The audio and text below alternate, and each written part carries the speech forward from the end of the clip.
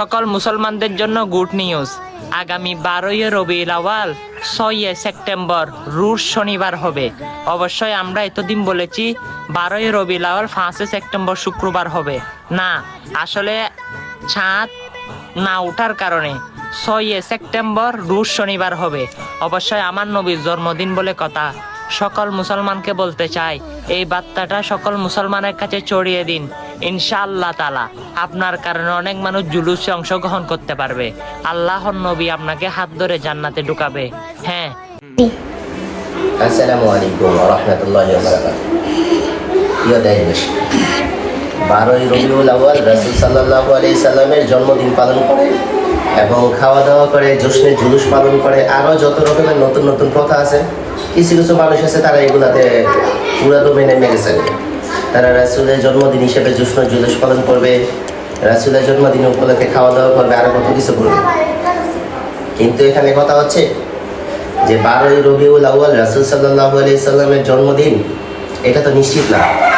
বিভিন্ন কিতাবাদি ঘাটলে দেখা যায় অধিকাংশ মতের মধ্যে যেটা পাওয়া যায় যে 9ই রবিউল আউয়াল রাসূল সাল্লাল্লাহু আলাইহি সাল্লামের জন্মদিন পাওয়া যায়। কিন্তু হাদিস থেকে এই কথা স্পষ্ট এবং প্রমাণিত, তারিখ যেটাই থাকুক, কিন্তু সোমবার দিন রাসূল সাল্লাল্লাহু আলাইহি সাল্লাম জন্মগ্রহণ করেছেন এটা নিশ্চিত। এমনকি সাহাবায়ে কেরাম রাসূল সাল্লাল্লাহু আলাইহি সাল্লামকে সোমবারে রোজা রাখতে দেখে জিজ্ঞেস করলেন, ইয়া রাসূলুল্লাহ, আপনি সোমবারে কেন রোজা রাখেন? তখন রাসূল সাল্লাল্লাহু আলাইহি সাল্লাম বললেন যে আল্লাহ তাআলা আমাকে দুনিয়াতে না পাঠাইলেও পারতেন, কিন্তু আমাকে দুনিয়াতে পাঠাইছেন সোমবার দিন, সেই জন্য আমি শুকরিয়া স্বরূপ সোমবার দিন কি রাখি? রোজা রাখি।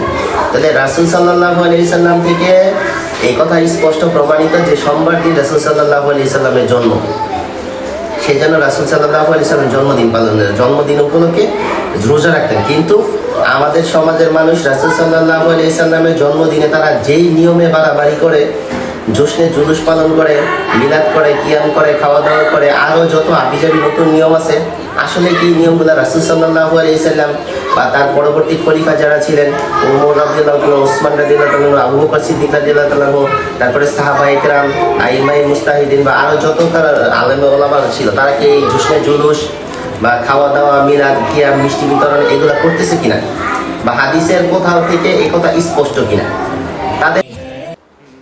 আর 12ই রবিউল আউয়াল তারা রাসূল সাল্লাল্লাহু আলাইহি সাল্লামের জন্মদিন পালন করে, ভালো কথা, মাইনে নিলাম। কিন্তু তারা যে নতুন নিয়মের গুলা চালু করছে, এইগুলা কোথায় থেকে পেয়ে? যে সামিয়ানা টানানো, জশ্নে জুলুস পালন করে করুক, বাকি কথা। তো এখানে একটা ছোট একটা সূক্ষ্ম বিষয় আছে যে 12ই রবিউল আউয়াল যদি রাসূল সাল্লাল্লাহু আলাইহি সাল্লামের জন্মদিন হয়ে থাকে, এটা তো উলামায়ে কেরামের